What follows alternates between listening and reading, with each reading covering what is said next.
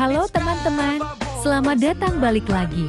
Di sini kita bakal bahas hal-hal menarik seputar negara kita sendiri yuk, negara Indonesia. Dikemas ringan tapi tetap berbobot. Yuk, simak sampai habis. Karena kamu pasti bakal dapet insight baru hari ini.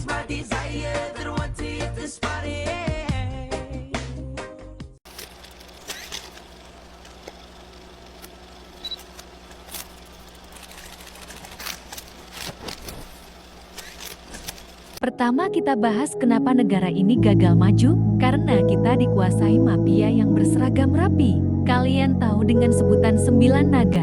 Tentang mengenai 9 naga itu bukan mitos. Itu simbol dari 9 konglomerat super kaya yang jaringannya sudah masuk ke politik, hukum dan bisnis negara. Mereka bukan maling tetapi mereka cerdas. Tapi celakanya, negara tidak secerdas mereka. Dan jangan heran, investor asing males taruh uang di negara kita.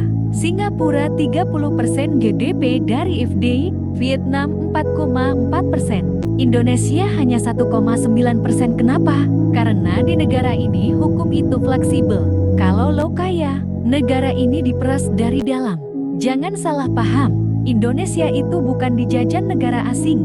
Indonesia dijajah oleh bangsanya sendiri, oleh elit-elit yang pasang baju nasionalisme.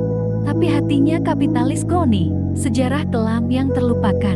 Kita warisan Belanda bukan cuma infrastruktur tapi mental, nepotisme, titipan jabatan, budaya menjilat. Dulu itu alat sebagai untuk bertahan hidup, sekarang jati gaya hidup. Dan ujung-ujungnya, yang miskin makin ditekan, yang kaya makin jati penguasa. Kita bahas soal kroni. Tentang mengenai kroni, Korea Selatan juga punya kroni. Tapi mereka rakyatnya diarahkan negara untuk bikin inovasi. Seperti Samsung, Hyundai, LG, SK Group semua dibina pemerintah.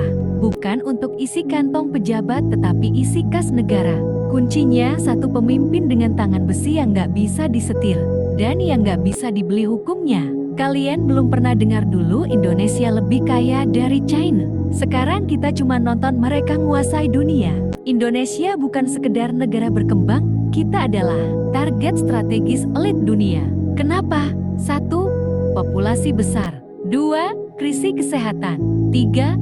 Infrastruktur berkembang. 4. Pemerintah yang terbuka kolaborasi. JUBF di rajang bagi-bagi harapan palsu. Bukan lowongan kerja yang dibuka, tapi kesabaran rakyat yang diuji. 7,28 juta orang nganggur, tapi katanya angka pengangguran turun. Fakta yang bikin bingung, tapi nyatanya masih banyak orang yang masih nganggur. Banyak yang membuat harapan dan informasi yang tidak sesuai fakta untuk rakyat. Mereka dibuat sibuk untuk melamar kerja agar bisa memenuhi kebutuhan masyarakat, tapi nyatanya itu hanya ilusi yang dibuat oleh sistem pemerintah. Indonesia bukan sekadar negeri. 1000 pulau ini adalah tanah dengan kekayaan alam yang luar biasa. Dari tambang emas di Papua, ladang minyak di Kalimantan, sampai hutan tropis terbesar di Asia Tenggara. Lautnya penuh dengan ikan, daratannya subur untuk pertanian, dan perut buminya menyimpan emas, nikel, batu bara, hingga timah. Tapi ironisnya, kekayaan itu belum sepenuhnya dinikmati oleh rakyatnya.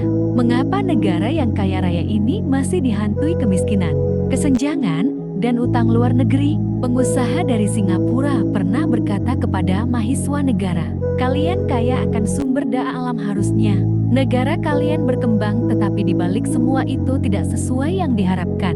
Oleh karena itu kita hanya bisa berjuang untuk memenuhi kebutuhan hidup kita sendiri.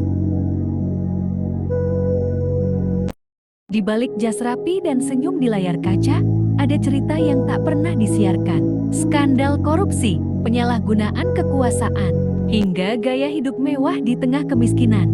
Rakyat, pejabat yang dipilih untuk melayani, justru menjadi penguasa yang dilayani. Inilah sisi gelap pejabat. Pemerintah Indonesia realita pahit yang sering ditutup oleh pencitraan dan propaganda. Pertama, korupsi terstruktur, kasus besar, IKTP, Jiwasraya, BLB, dan lain-lain. Kedua, nepotisme dan politik dinasti jabatan turun-temurun, posisi strategis dikuasai keluarga.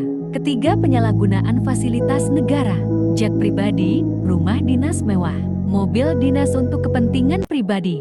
4. Gaya hidup hedonis, flexing di media sosial, liburan mewah, koleksi jam tangan dan mobil mewah. Kelima, janji kampanye yang tak pernah terwujud. Rakyat dijanjikan surga, diberi realita yang kelam. Kita jangan berputus asa. Sumber daya alam kita yang hanya menguntungkan pejabat pemerintah dan memperkaya dirinya sendiri, kita juga harus bisa membangun bangsa kita sebagai bangsa yang produktif dan inovatif. Jauh dari keserakahan pemerintah, kita harus bisa menggantikan mereka yang berwenang hanya untuk kebutuhan mereka sendiri. Indonesia dikenal sebagai negara yang kaya budaya dan alam, tapi di balik semua itu ada sisi gelap yang jarang tersorot, mulai dari korupsi, kemiskinan tersembunyi, hingga praktik gelap yang masih terjadi hingga kini. Disinilah kita membongkar realita yang tertutup rapi di balik senyum Nusantara. Itu dia pembahasan kita kali ini. Semoga bermanfaat dan menambah wawasan kamu. Kalau ada topik yang pengen dibahas selanjutnya, tulis di kolom komentar ya. Jangan lupa bantu support kanal ini dengan like dan subscribe ya, supaya kamu nggak ketinggalan info menarik lainnya. Terima kasih.